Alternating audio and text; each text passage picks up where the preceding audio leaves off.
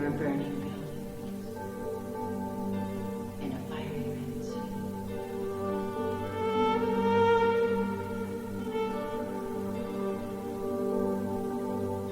I remember all my lovers.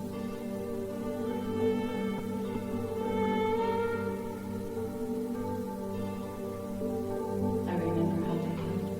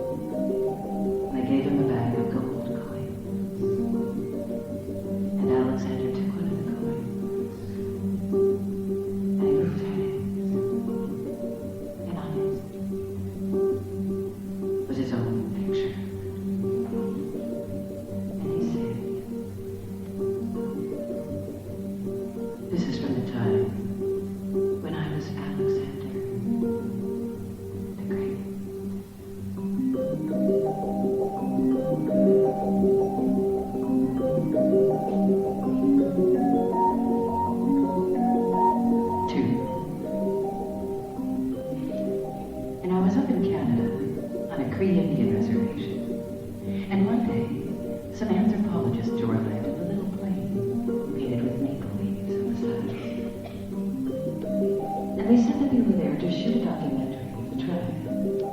So they set up their video equipment, and they asked the oldest man on the reservation to sing some songs. And the day of the taping, the old man arrived. And he was wearing a red plaid shirt. And he was blind. And they turned out some lights, and he started to sing. But soon it was obvious that he didn't know any of the words. He just kept starting over and rocking back and forth and sweating.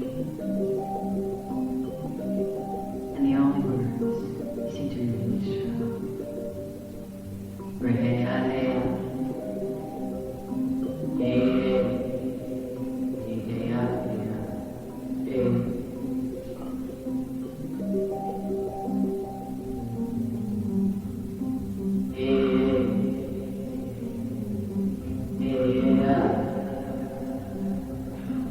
I am singing the songs, the old songs, but I can't remember the words.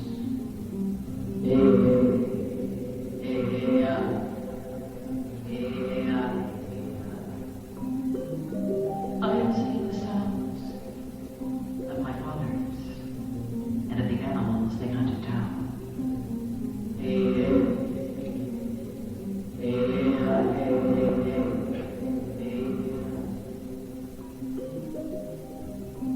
I never knew the songs.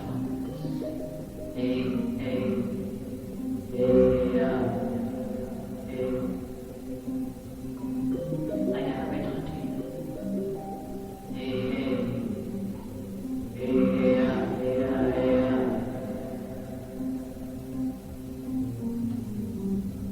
I am singing for this movie.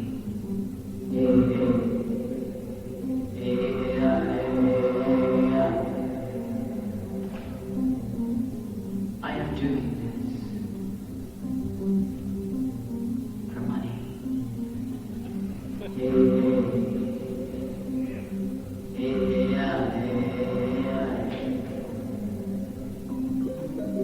I remember grandfather. He lay on his bed while he was dying.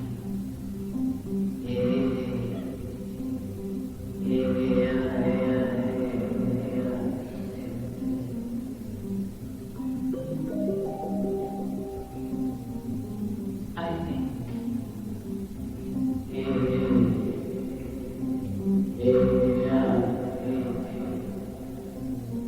I am.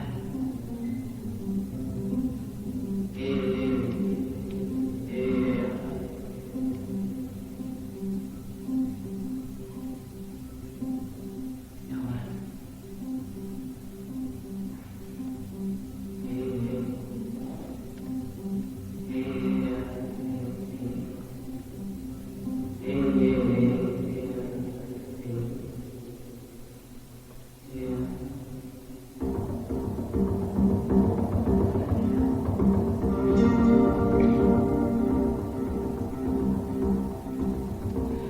Three.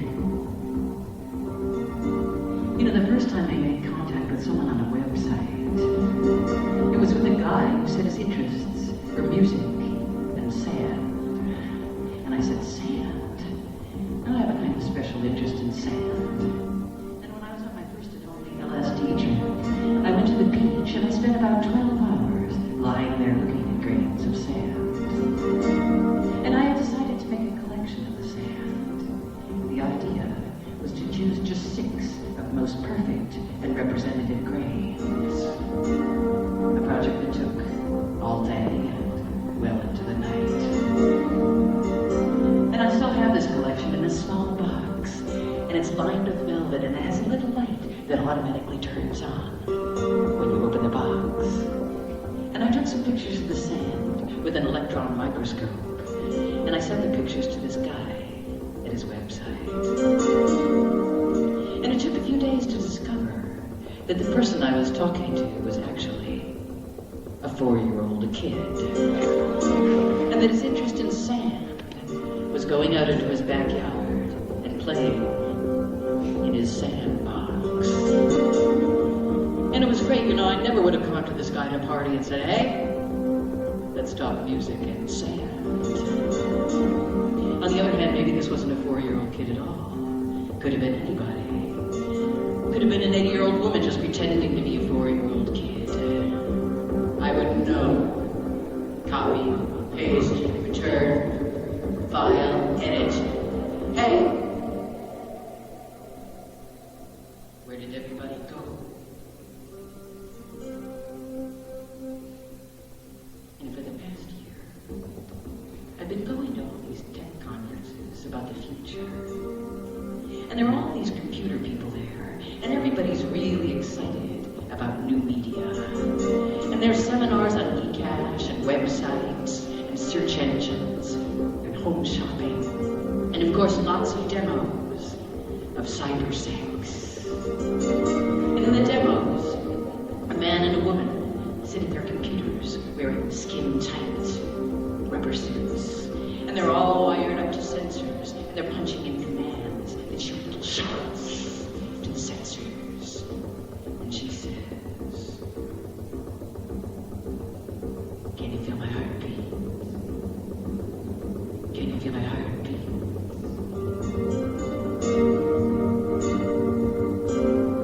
He says,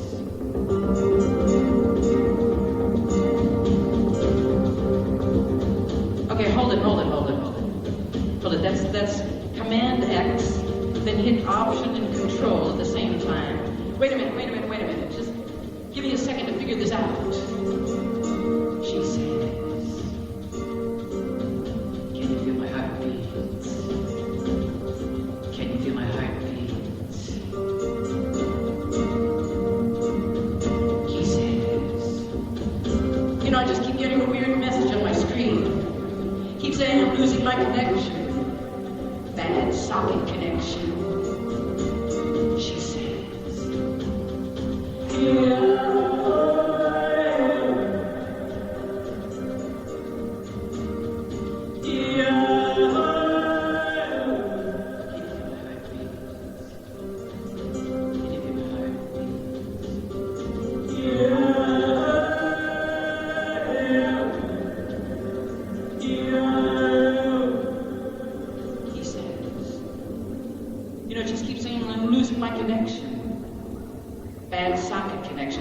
Power supply and your modem? I really don't want to know what's happening now.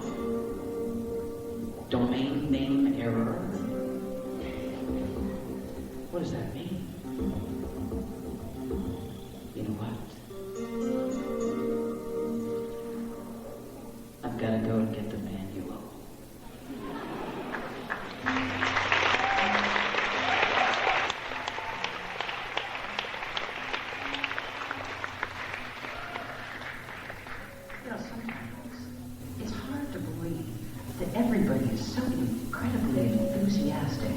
About the digital revolution. I have to say that I'm getting a little burned out on all this stuff. I now have 11 computers, and it's a really big job keeping up with the updates, and things keep crashing, and I've gotten to the point where half the time all I want to do is throw all this stuff out the window. Zip drives, floppies, monitors, ice, everything. Just get rid of it. I mean, I'm spending so much time fixing things and learning new systems. And I'm thinking, wait a second. Is this how technology is improving my life? And I find myself rereading the Unabomber's message to the world and thinking, he's right. It's true. Technology is taking the human race on a reckless ride to nowhere. And speaking of rides, who thought of this phrase, the data highway, anyway? I think it was Dick Cavett who said, highway? That's something long and gray and boring that kills 40 to 50,000 people a year. But to sum it up, I'm ready to join the Lead Pencil Club. loose organization I just found out about, and it's based out on Long Island. And this club advocates abolishing all electronics and going back to lead pencils and magic markers. But the thing is, it's a little hard to get in touch with any of the club members, actually. So if you want to join, it's pretty difficult. Of course, the main thing about technology is that it's really big and really powerful, and not very many people really understand it. So what do you do with something really big and powerful that you don't understand? You worship it. So there's a lot of voodoo and a lot of morality that gets attached to it, like that technology is really great and it will make our lives so much better and easier. And on the other hand, technology isolates people and it turns them into weird anti-social loners, typing away alone in their rooms, as if reading a book isn't also a deeply anti-social thing to do. But the thing that scares me is that every day technology is getting more and more global and corporate and monolithic and impossible to escape. Recently, someone said the saddest thing about the fall of the Berlin Wall is that you can no longer defect. There's nowhere left to go. And now the technology is everywhere in the world. Most artists, like everyone else, are having to figure it out. Now, one of the main things that I learned from going to all these futuristic tech conferences is that there is no such thing as an artist anymore. We are now officially known as content providers. Now, why does this sound like something from the Chinese Cultural Revolution? Content providers? We'll house them over there. Now, at first, I thought this name was one of those chilling things I'd ever heard. Then I thought about it for a while. I sort of got used to it. And after a year of hearing it, completely adjusted. Now I actually like it. It sounds sort of practical and positive and inevitable. And as I see it, part of being a good content provider is providing good information. Now last year, I was on tour for several months, and we had a website called the Green Room, which is an electronic information room, and we put a lot of technical stuff about the tour and lots of related topics. And one of the biggest topics in the Green Room was food. Maybe because getting food on tour becomes a kind of obsession. And it started with a recipe that I posted. And the recipe was for something called hotel hot dogs. And I invented this recipe when I was on a press tour in Germany. Now usually, the interviews went on all day and into the night. And by the time they were over, all the restaurants in town would be closed. So here's how to cook a fairly good dinner right in your hotel room. The ingredients include 2 bratwurst, or Oscar Mayer's will also do. The utensils include 1 lamp, a pocket knife, and wire strippers. Now here's how to make it. First, unwrap the bratwurst and place it on the bedside table. Then unplug the floor lamp. Then using the pocket knife, cut the lamp cord approximately 3 feet from the plug. Then with the wire strippers, peel the insulation from the cord, leaving about 10 inches of exposed wire. Then thread the wire through the bratwurst and tie off the wire at the end. Then just plug it in. Now cook until the bratwurst is crispy on the outside, approximately 2 seconds. Then just make sure the cooking time doesn't exceed 3 seconds, since the meat will explode at fairly high temperatures. Then just relax and enjoy. Now this dish is excellent, accompanied by a glass of cool hotel tap water. Anyway, after I posted this recipe, a lot of people began to write into the net about other kinds of food. And there were several postings about this high-speed cookbook written by a cross-country race car team. And the team did a coast-to-coast race, and they couldn't stop to eat during the race, but they got so tired of sandwiches that they adapted some recipes that could be done quickly during their pit stops using combustible engines. Things like hot pork roast, which goes: wrap your pork roast tightly in 30-gauge aluminum, tie next to the engine, and roast at 70 miles per hour for 6 hours.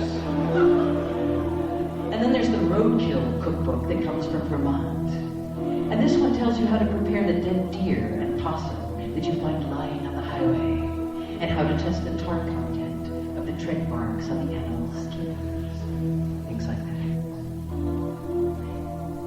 Now the cooking section in the green room sort of got out of hand, because after a while, people on the net actually started to send real food to us. Now in Montreal, we got a shipment of beaver tail from someone in Canada. And these tails came in a big, bloody plastic bag, along with colored photographs explaining how Eskimos trap beaver. And here's how to do it, in case you find yourself needing to trap some.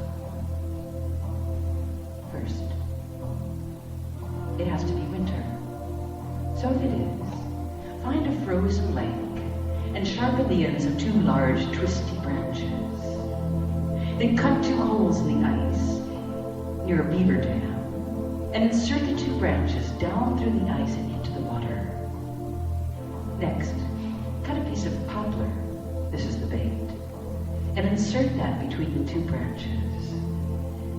Then sit around and wait. Now the idea is that the beaver will swim up to eat the poplar bait, but get caught in the twisty branches and drown.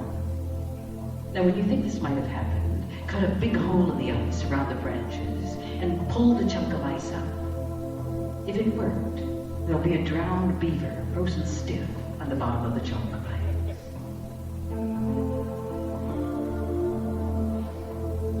Now, I don't know how useful this is to you, but it reminded me that there are lots of things that you don't really need to know, and that a lot of information isn't always better than no information at all. But back to food. I think it does have a lot to do with new technology. And a couple of months ago, I was at one of those tech conferences in Germany, and there are a lot of people there who specialize in predicting the future of information. And there was one very old professor there, and he had a lot of colorful charts about information on an overhead projector. And at the beginning of his talk, he announced that he was going to take a long historical view of the subject. And he had a big chart that outlined all of human history. And he began.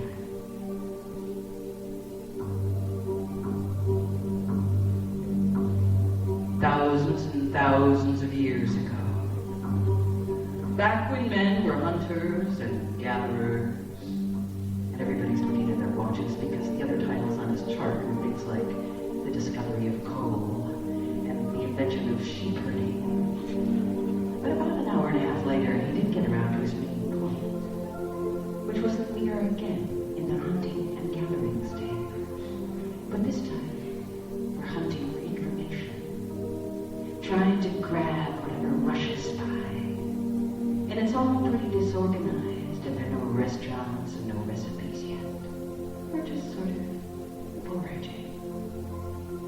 But the food analogy explained a lot for me, because the frantic part of the digital revolution seems like a kind of real hunger. People really seem hungry. They seem starving for information. And even more so, they're starving for new equipment. And as technologies escalate and things get faster, a lot of people get caught up in what amounts to a sort of personal arms race, building up arsenals of equipment. And for what? And So you have to keep getting more and more stuff endlessly. More bandwidth, more storage, more memory, more speed. And you will never, ever have enough. It's like you're in a race against speed itself.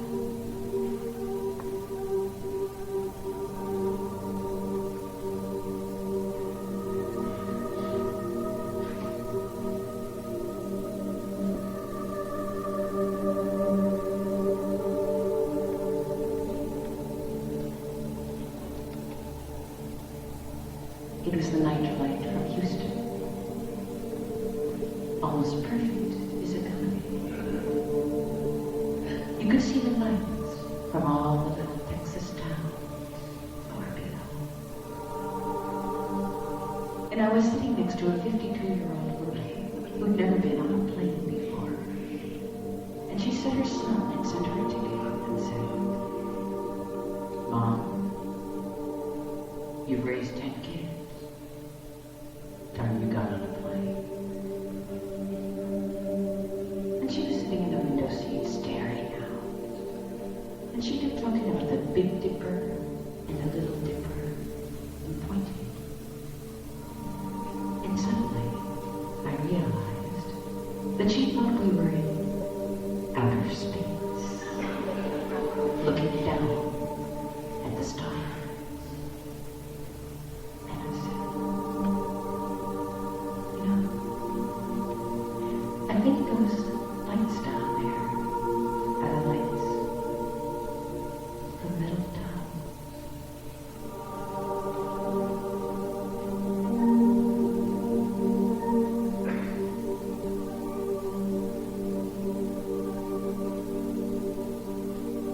Last summer, I got a call from a national media organization inviting me to come to a very secret event that was being planned by an aerospace company. And they said that they were going to launch the first civilian flight to the moon.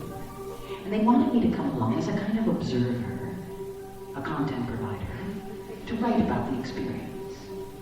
And I couldn't believe it. It was like a dream. I kept saying, "To the moon? To the moon?"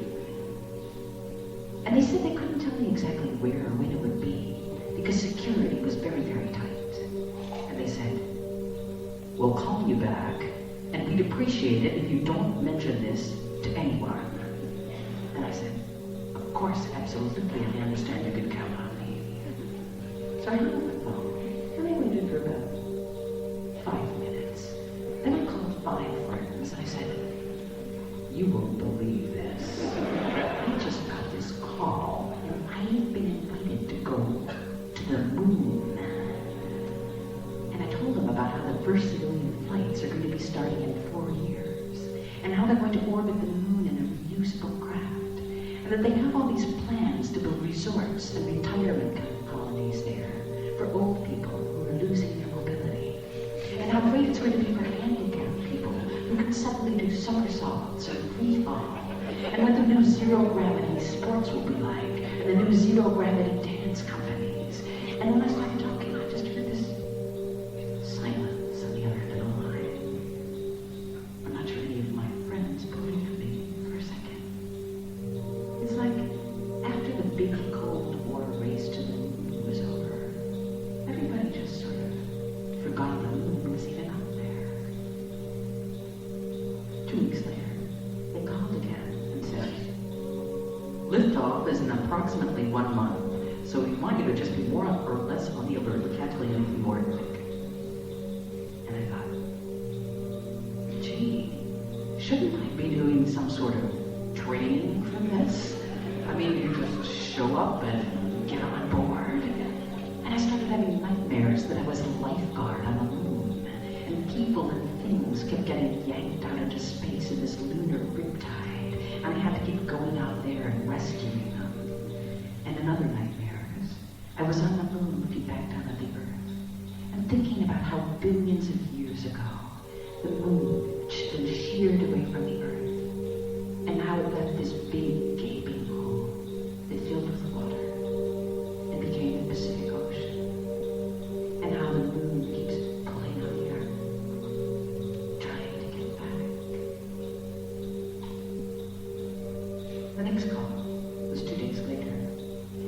flight was proceeding on schedule, and that it was going to be a very important simulation.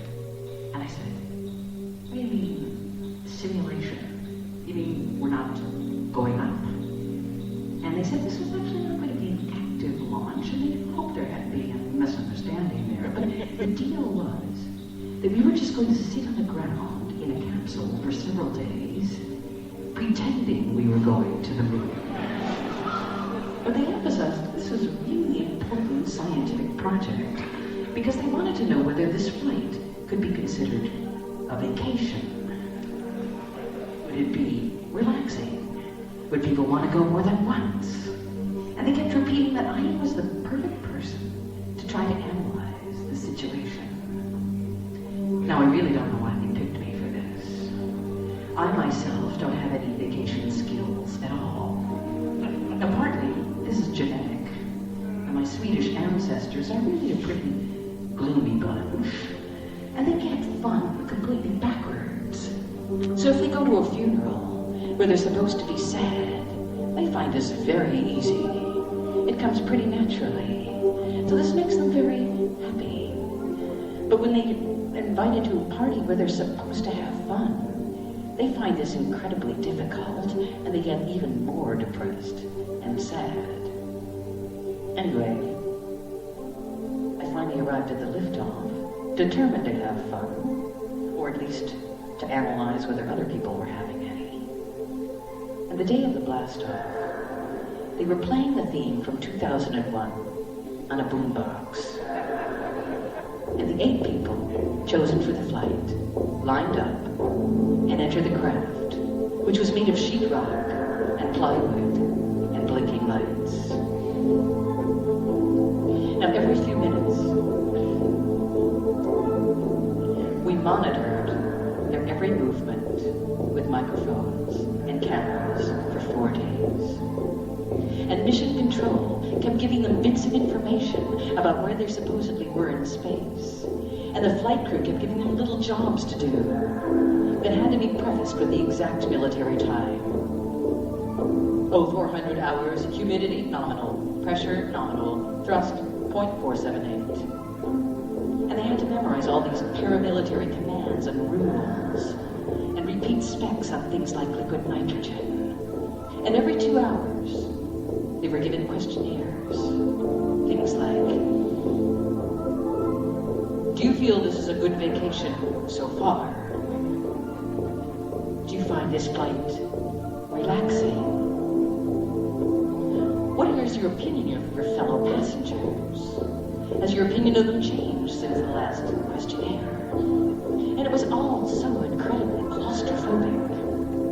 Now, if you can imagine being trapped in a parked station wagon for 4 days with your family, answering questions every 2 hours about how much you liked them, then that would give you some idea of the excitement level inside the capsule. 20 minutes would go by, and someone would say,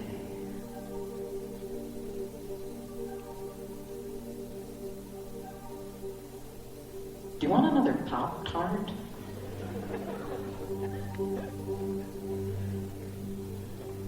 Well, thanks. And we wrote all of this stuff down. And with every hour, the capsule looked more and more like a day room in a mental ward. And finally, after 4 days, the passengers came out of the capsule, and they were playing the 2001 theme song again. And I thought everybody would be in a really bad mood after following all these rules for 4 straight days. But instead, they were all saying things like, this experience in space has really changed my life. I just see things differently now. Just to be up there in the middle of all those stars. It was awesome. I felt so small. And I thought, this is amazing. I'm seeing the incredible power of the human imagination. And this is why humans will survive. We'll survive because we're basically completely insane.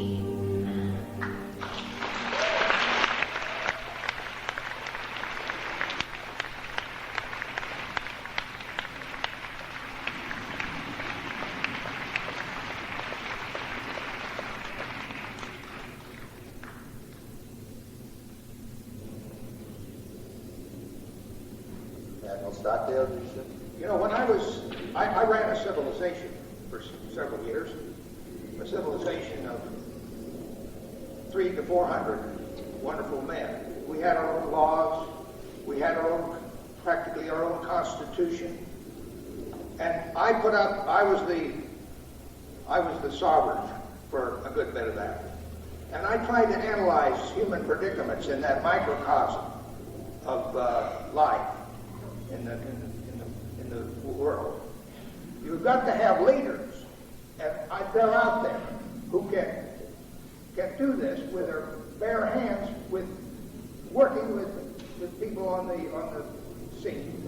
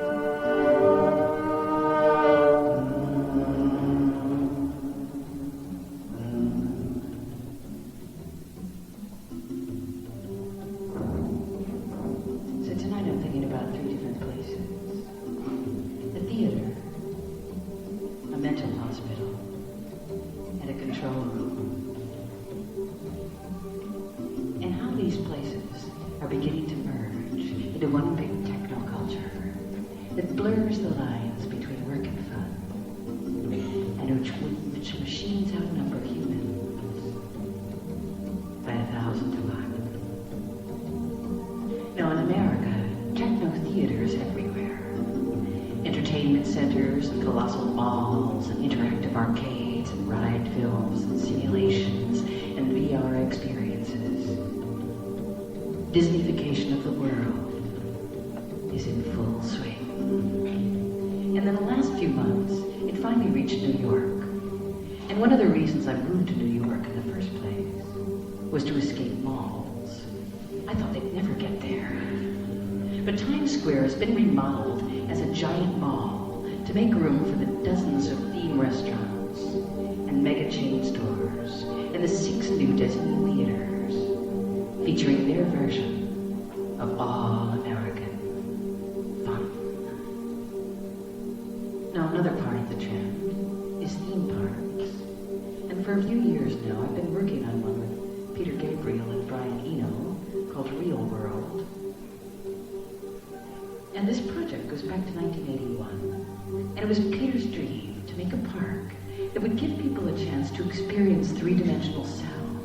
and images. And he picked a place near London, and he had it all planned. The park would be entirely underground, and you'd go in these big cave-like spaces and put out what looked like giant hair dryers, the precursors of VR gear, and you'd see holographic images and hear holophonic sound. Then over the next 10 years, he talked to hundreds of people about his idea. Artists and architects and software designers and radio and TV programmers and filmmakers and media artists of all kinds, and gradually became really ambitious. And there were going to be a lot of venues, and cafes, and large electronic theaters, and lots of rides. And one of the rides that Peter designed was called the River of Life. And this is the water ride that could take people through the 7 stages of life in little boats. And we decided to ask several different artists to design these rides. And John Waters was going to design the adolescent stage. And so the riders would move through all these pictures and smells, sort of like being inside a John Waters movie. And you'd have the option of repeating stages or skipping them. Like you could relive your childhood endlessly, or skip your midlife crisis completely. And at the end of the ride, you were dumped into a genie pool, where you could decide whether to just dissolve, or else take on the karma generated by your actions during the ride, and go again. Now, at one point, the park was going to be in Tokyo, but we also considered putting it on top of a mesa in New Mexico. And finally, there was an offer from the mayor of Barcelona to put the park in the middle of the city. Now, Barcelona, with its spooky, Gaudi architecture, seemed the perfect place, sort of haunted. And the proposed site was near the university in a large so-called undeveloped area. And from here, there was a view of Tibidabo, Barcelona's oldest theme park, which was perched on top of a high bluff. And built in the late 19th century, this park has survived as a favorite, almost magical spot. The kind of park that has a huge wooden rickety roller coaster and merry-go-rounds with crumbling one-eyed wooden horses and carny barkers and caravans. And by the way, Tibidabo got its name from the Latin, and this I give to you, or, and all this will be yours. And these are the words the devil said to Jesus when he took him out for 40 days in the wilderness to try to tempt him in a deal. You do this for me, and I'll give all this to you. And he's pointing more or less right at our sight. Anyway, you enter the real world through a gate flanked by 2 60-foot freestanding tornadoes. And there was going to be a big monorail and a TV station and a radio station and a quiet club and a spherical dance club where dancers could control images with their feet. And we finally began to ask designers and park experts to join us in our meetings. And these were really great meetings, you know. You could say anything to these experts. You could say, how about if a large black cloud hovers over the park and triggers a forest of talking trees? And one of these guys would actually write down, research large black cloud for talking tree forest.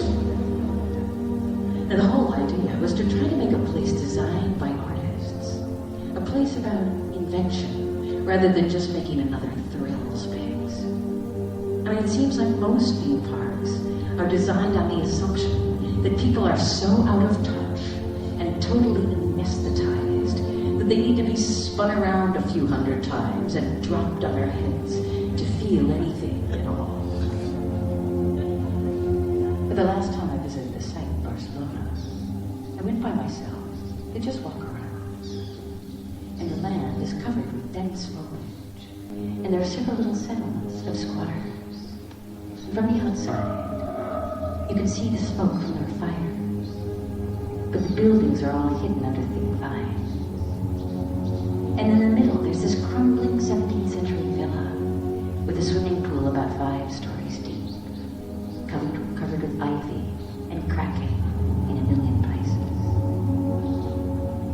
they passed a bush, about 50 tiny hummingbirds fluttered out, and I thought to myself, great. We're gonna come in here and chop everything down and put in a theme park. Good thinking. So at the moment, I'm feeling that some things are actually better as ideas than reality. And real world may just be one of those things. Anyway, tech is everywhere now, and recently, as a content provider, I've been thinking that maybe artists are actually using the wrong tools. Now that almost everybody is happily painting away in Photoshop and making their millions of colors websites and creating perfectly scanned-in photorealist interactive butterflies programmed to make ambient house music as they mate in various virtual environments, maybe it's a good time for artists to start thinking along some other lines. Now I have a friend who's planning to open a club in London, and it's going to be a big multimedia workshop where artists can use a lot of the cool new tools. And this building used to be a mental hospital, and we were sitting around talking about how much art schools are like mental hospitals. They have all these long corridors, and people are locked away in their rooms, and they're working on really specific, really kind of peculiar things with enormous concentration. And I was telling my friend my theory that artists aren't using the right tools. And I suggested doing some projects at the club, some therapies for people who've been using too much technology. And they would include things like scale therapy, which would be about how to change scale quickly and flexibly. Like how on the one hand, we're all just meaningless specks of dust floating about in the cosmos. And on the other hand, how we can suddenly fill up an entire room with a single good idea. Another therapy would be called speed therapy, subtitled The Speed of Darkness. And speed therapy would touch on St. Thomas Aquinas, who describes the way time seems to stop between messages from angels. The angel delivers a message, and then 1,000 years go by of absolutely nothing, until there's another totally unrelated message. And time just seems to halt between these messages. There's no stream, no connections. So speed therapy would speculate on what happens in these digital pauses. And that's a fairly long-term therapy. Now another would be ego therapy, which would ask the question, is art about self-expression? Now this one might involve building some three-dimensional prototypes. And I'm thinking now of a room that I was planning to build in my loft at one point.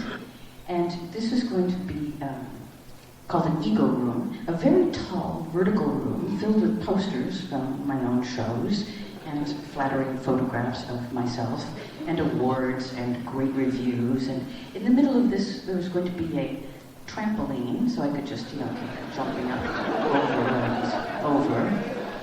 And then there's identity therapy, which is based on the principle that if you don't know who you really are anyway, it frees you. And I got this idea from some friends who work in an office, and they were saying that they were having a really hard time with their coffee breaks. They were getting really jagged. Every time they had coffee, they were just feeling more and more driven, and it wasn't relaxing at all. So they started having wig breaks instead.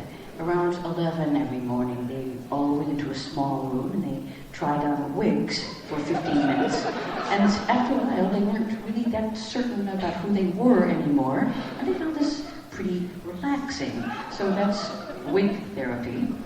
And then there's the related sheep therapy, which involves cloning yourself in a kind of mass production process until there's so many of you that the original has absolutely no meaning. And by the way, this name Dolly is so great as the name of the first clone. I mean, I don't know, by the way, how many of you have been to Dollywood. It's a theme park in Pigeon Forge, Tennessee, and it's a pretty amazing place. And all these little rides and replicas of Dolly's family church and a copy of the original family shack and a flag in the shape of a huge bra that's flown from a pole whenever Dolly is in town. But the striking thing is that almost all the employees at Dollywood look amazingly alike. And same eyes, same hair, same general body type. And it's really eerie until you look at the bronze plaque at the entrance to the park with all the employees' names on it, and you realize that she's hired all her relatives to work there, people who for generations have taken a kind of regional approach to evolution. So cheap therapy will look at genetics from the point of view of the legal and moral responsibilities to your copies. And then there's taboo therapy, which involves finding out what really grosses everyone out, starting with a recent controversy that came up in an alternative New York art space. And it turns out that people on this scene, which has sponsored performances ranging from live scarification to bloody urine soakings, were offended by a recent very graphic performance featuring really old people having sex. So if you can find out what scares people, you might also find out what they like and value. And in music therapy, there's words that never appear in songs, which involves writing lists of these words, like vapor, and lawyers, calcium, imprecation, and so on, and then writing songs using as many of these words as possible. And then at last, there's sleep therapy, which means that you just lose consciousness in various ways for about a year. And when you come to, there'll be a lot of new things that are bothering you, and your old problems will seem really trivial in comparison.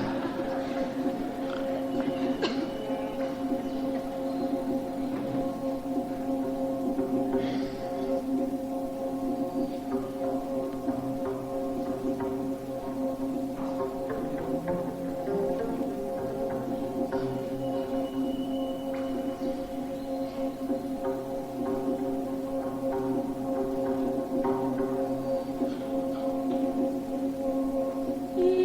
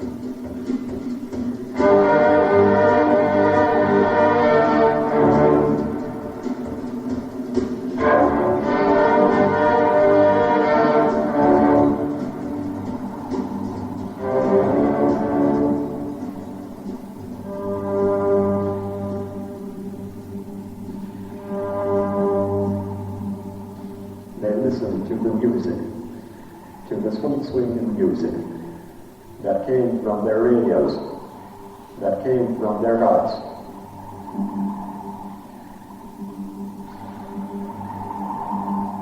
They listened to the music, to the sweet swinging music that came from their radios, that came from their hearts.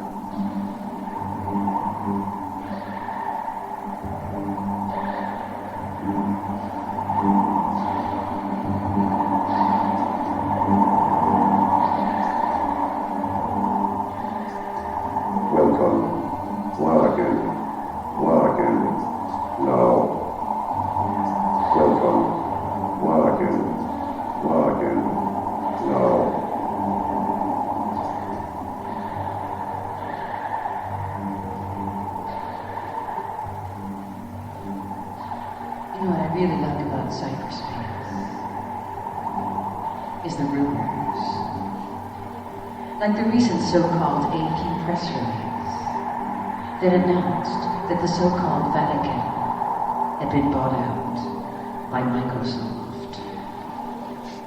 And a so-called Archbishop commented on the takeover. We're thrilled. We've been using iPods for over 2,000 years. And Microsoft has only been doing it for a few. So think of the potential. Stand by.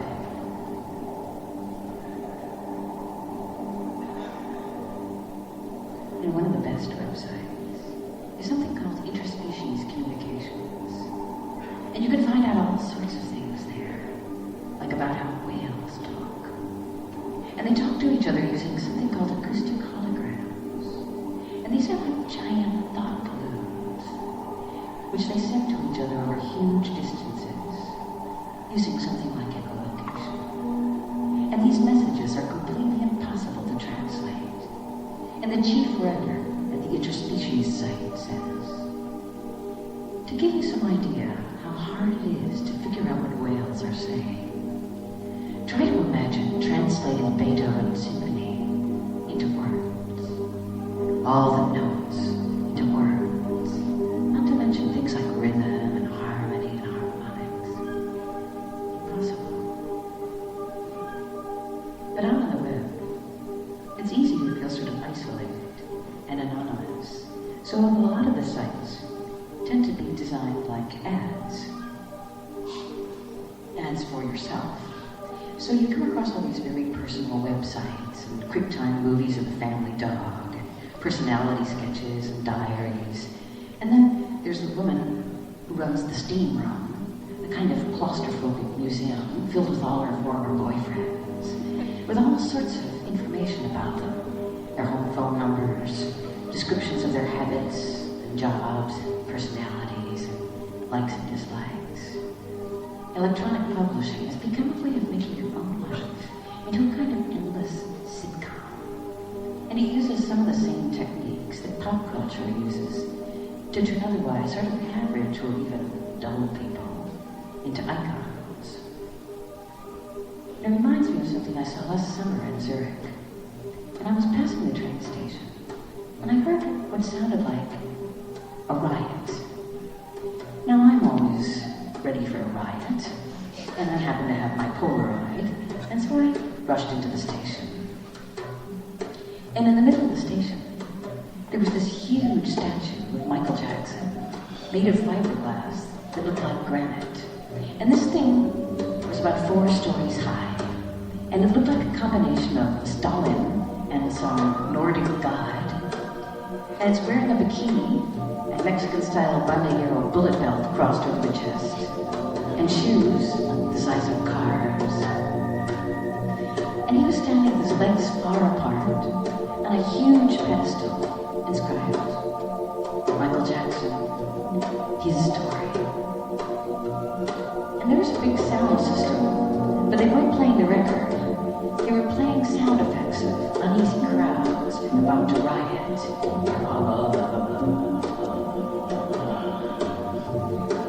This turned out to be a pretty good idea. idea under the circumstances.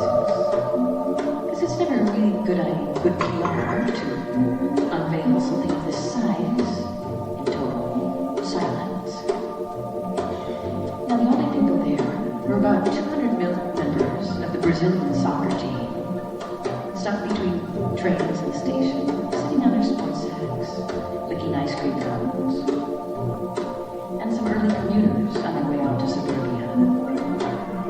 And then all these rioting crowd sound effects echoing off the walls of the station. And there was a Swiss guy in gold lame pants standing on the pedestal between these two gargantuan legs. And he had a microphone, and he was giving some kind of really enthusiastic political speech in Swiss German dialect. And apparently one of the sub-themes of the record is that somehow Michael Jackson's music was instrumental in the freeing of Eastern Europe. And I just stood there laughing for about 10 minutes. I thought it was so great.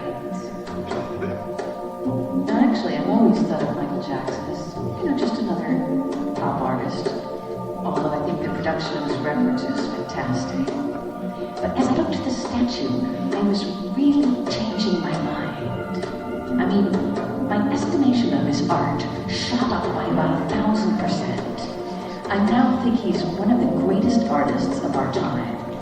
I mean, conceiving of yourself as a giant action doll from outer space and using Stalinist propaganda techniques, this is a certain kind of weird genius. And so what if he didn't actually think of it himself? A lot of artists work in teams now.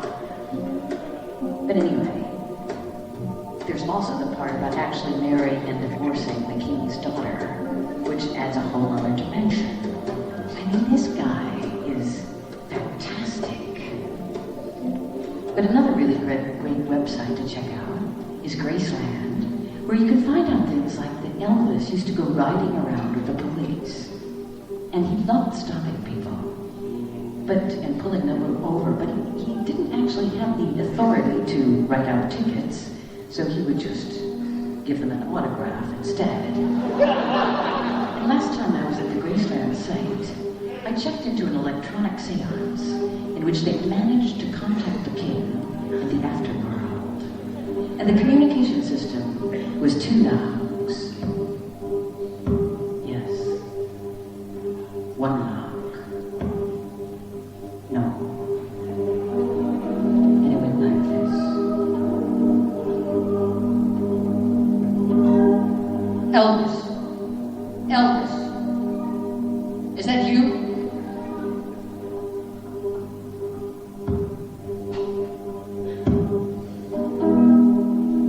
Really?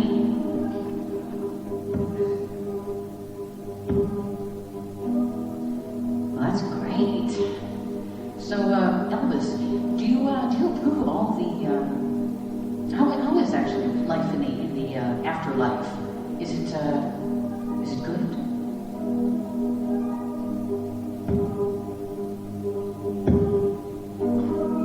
That's fantastic.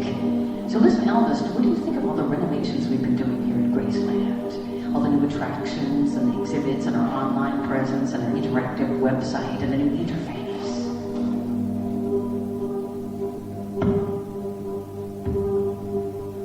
You do? Well, that's really fortunate. Because we've gone to a lot of trouble here building all this stuff. But of course, all this is sort of an exception. There aren't really that many dead people on the net. In fact, it seems like everyone there is sort of newly minted. Like they came from nowhere. And it reminds me of something I read in an online magazine about UFOs.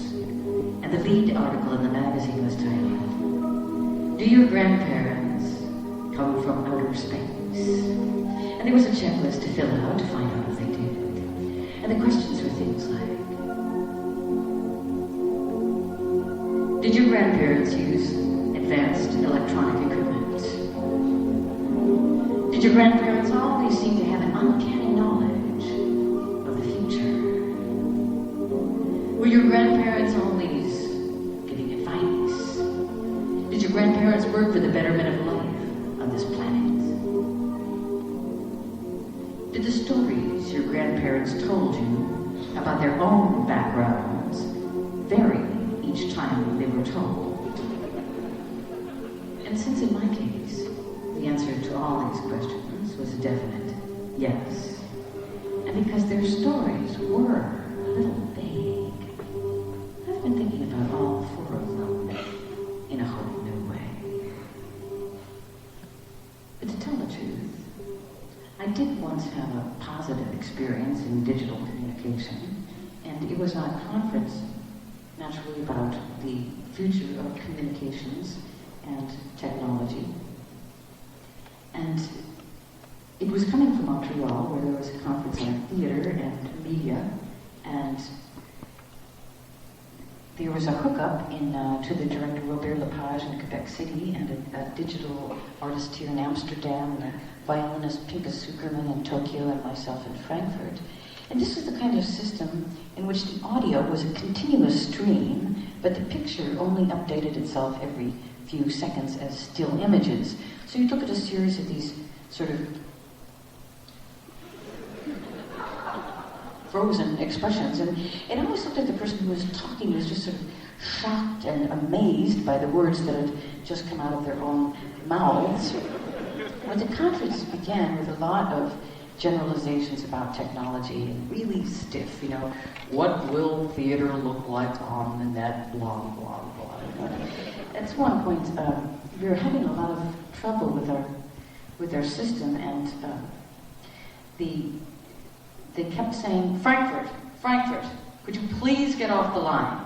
Now, it's not that I personally mind being asked to leave, but since I was Frankfurt, I took it pretty personally. And so finally we worked this out and continued. But the high point was definitely Pinkas. And he suddenly came on the line, and his voice was like extra loud, it was like he was using one of the first phones ever invented, and he's shouting, "Hey, Laurie, can you hear me? Is this thing working? It's nice to meet you. Say, how much did you practice the violin today?" Now, this really caught me off guard, because this was an actual question, not just another theory. And so I don't know why I did this. Maybe I just panicked. I just lied. I said 8 hours. I practiced for 8 hours. And I practiced for 8 hours since I was about 10. And anyway, I did this maybe because his voice reminded me of my violin teacher, who I also lied to about the amount of time that I practiced. Pinkas was really enthusiastic about this new toy, and he was moving around and making these gestures, and I was watching his hands and thinking, what a great master class he could give this way. And then I thought, you could do so many things this way. Marty Scorsese could meet young filmmakers and actually look at their films and talk to them.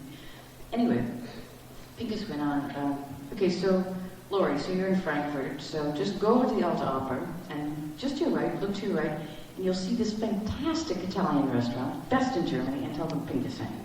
And that did it for me. That was really practical. So I did go over to the restaurant, and it was closed, by the way, but nothing's perfect. Anyway, back to control rooms. The main thing, at least in America, is that computers have a lot to do with work. And work is a sort of religion in America. We actually call it the work ethic. Now, you turn on the TV, for example, and there are all these shows about people working. Doctors, lawyers, cops, spacemen, teams of people on the job. So you come home from work, and you turn on the TV, and you watch these other people work. And then after these shows, there's the news, and the newscasters are sitting behind their desks working. And after that, it's on to the talk show host, and he's still at work too, even though by now it's about midnight. He's sitting behind a desk. He's like this workaholic, the last guy to leave the office kind of guy. And he's got a phone, and he always seems sort of pressed for time. I mean, we really like work a lot. Now, most of these TV work teams, whatever their jobs, have a boss. And she is fill in the blank. Precinct captain, top surgeon, anchorman, head of the law firm. And this character is usually pretty empathetic. Someone who's got the big picture. Calm. In control. And these are the characters that the plots usually hinge on. And I'm thinking about two well-known epic American stories that are about work and control. And they're both stories about teams of people working in ships. And the stories are Star Trek and Moby Dick and their ships, the Enterprise and the Picard. Now these stories are separated by almost 150 years. And although they have a lot in common, very long voyage, powerful captain, dangerous encounters and wild adventures, they couldn't be more different.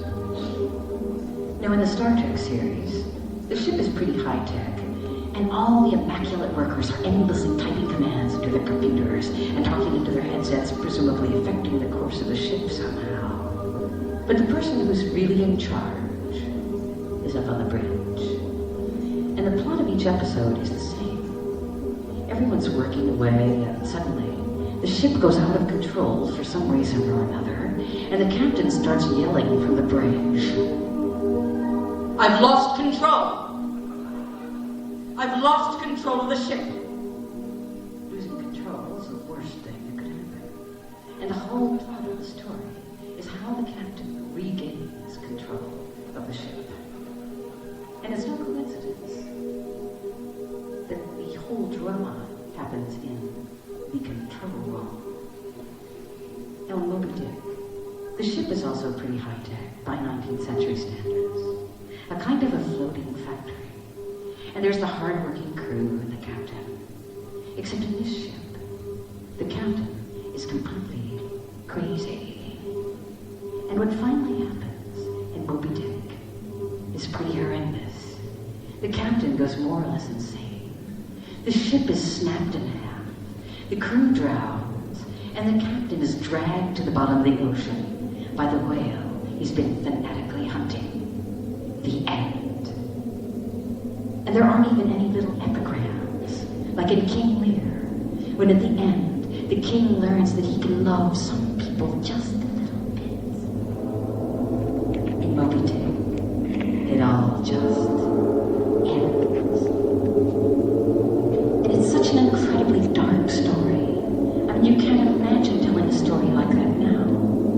For example, the Enterprise explodes in a huge accident, and all the debris from the wreck gets sucked into a black hole, and in the last shot, there's a single spaceman turning around, swinging around and around, alone in space. Call me Ishmael. The end. I mean, this would never happen, even if it was the very last episode, and the series was slated to go off the air permanently. But what I'm trying to say is that here we are in the late 20th century, and we're designing our own personal control rooms. And the stories we tell ourselves are about how to get more and more perfect. More and more in control. And now that the Hale-Bopp comet is getting fainter and farther away, I keep thinking about the Heaven's Gate crew trying to catch the jet stream, dressed in their Nikes and holding their flight bags and passports, and thinking that they came from somewhere else. But they forgot where, and they're just trying to get back. And I'm thinking about the Unabomber's theory, about the reckless ride to nowhere. And so in memory of this crew, I'd like to read a story that I wrote almost 20 years ago. And it's actually a true story, even though the voice has been changed.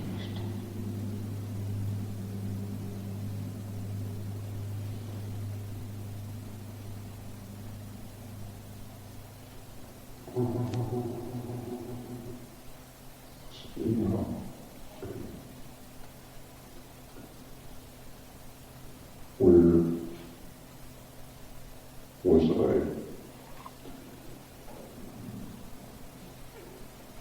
Okay, last year, I was on a twin-engine plane coming from Milwaukee to New York City, and just over LaGuardia, one of the engines conked out, and we started to drop straight down, flipping over and over. Then, the other engine died, and we went completely out of control. New York City started to get taller and taller. A voice came over the intercom and said, Our pilot has informed us that we are about to attempt a crash landing. Please extinguish all cigarettes. Place your tray tables in their upright, locked position. Your captain says, please do not panic. Your captain says, place your head in your hands. Captain says, place your head on your knees. Captain says, put your hands on your head, put your hands on your knees. This is your captain. Have you lost your dog? We are going down. We are all going down. Together. As it turned out, we were caught in a downdraft and rammed into a bank. It was, in short, a miracle. But afterwards I was terrified of getting onto planes. The moment I started walking down that aisle, my eyes would clamp shut and I would fall into a deep, impenetrable sleep. You don't want to see this. You don't want to be here. Have you lost your dog? Finally, I was able to remain conscious, but I always had to walk to the forward cabin and ask one of the stewardesses if I could sit next to them. Hi, mind if I join you? And they were always rather irritating and all right, what a baby. And I watched their uniforms crack as we made nervous chit-chat. Anyway, sometimes even this didn't work, and I'd have to find one of the other passengers to talk to. And you can spot these people immediately. There's one on every flight. Someone who's really on your wavelength. I was on a flight from LA when I spotted one of them sitting across the aisle. A girl, about 15, and she had this stuffed rabbit set up on her tray table, and she kept arranging and rearranging the rabbit and kind of waving to it. Hi. Hi there. And I decided, this is the one I want to sit next to. So I sat down and started to talk, and suddenly I realized she was speaking an entirely different language. Computerese, kind of a high-tech lingo. Everything was circuitry, electronics, switching. If she didn't understand something, it just didn't scan. And we talked mostly about her boyfriend, and this guy was never in a bad mood. He was in a bad mode. Moody kind of a guy. And the romance was apparently kind of rocky, and she kept saying, man, oh man, oh man, it's so digital. And she just meant the relationship was on again, off again, always two things switching. Current runs through bodies, and then it doesn't. It was a language of sounds, of noise, of switching, of signals. It was the language of the wreckage, the caribou, the penguin, the beaver, the language of the past. Current runs through bodies, and then it doesn't. On again, off again. Always two things switching, one thing instantly replaces another. It was the language of the future.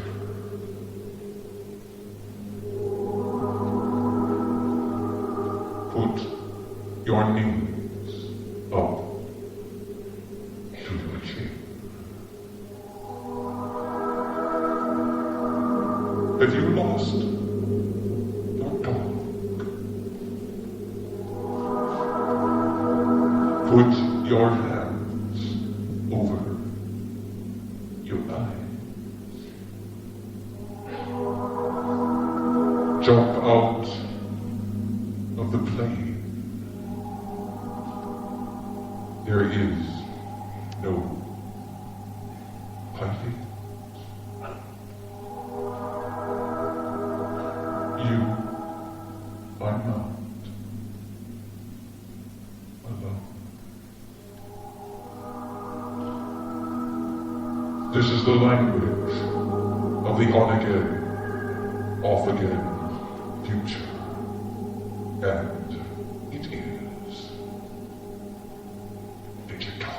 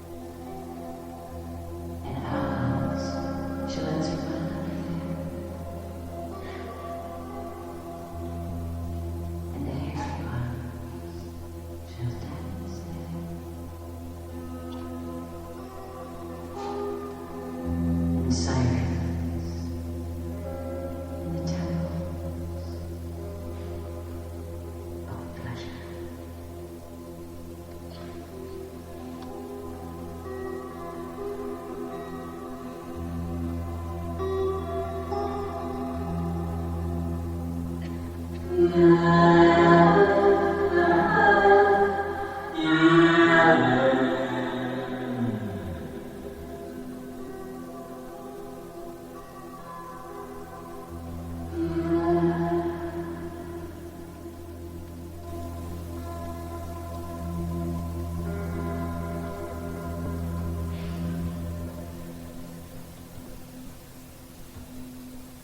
I close with a short song, which is about the fact that it's really hard to express everything in words. And it's for something called a pillow speaker, and it looks like this. And usually these speakers are used so that you can record things and play them back while you sleep. So you can do things like learn German in your own personal night school. And this never worked for me. I usually just woke up feeling sort of paranoid. And I've always wanted to sing like a violin, so that's what I've recorded here. Being a somewhat oral person, I get a thrill out of putting electronics in my mouth, so here it is.